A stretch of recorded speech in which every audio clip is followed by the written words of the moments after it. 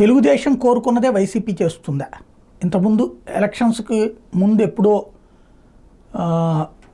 చంద్రబాబు ఇంటి మీదకి జోగి రమేష్ వెళ్ళడం, ఆ తర్వాత తీరా చూస్తే ఆయనకే మంత్రి పదవి రావడం, అదేమంటే మనోభావాలు అన్నటువంటి కాన్సెప్ట్. ఆ తర్వాత ఎన్టీఆర్ ట్రస్ట్ భవన్ మీదనే దాడి, పట్టాభి మాట్లాడినటువంటి మాటలకి, దానికి అమ్మల్ని దూషిస్తే ఇట్లాగే ఉంటుందన్నది.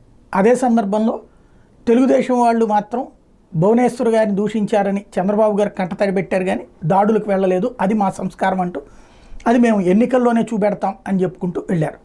అయితే ఇప్పుడు ఏదైతే ఇట్లాంటి వ్యవహారాలు కాస్త ఇక తన్నుకునే స్థాయికి వచ్చినాయి.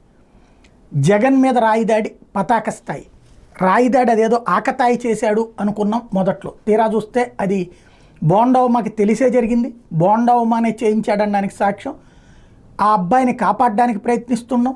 దుర్గారావు అనే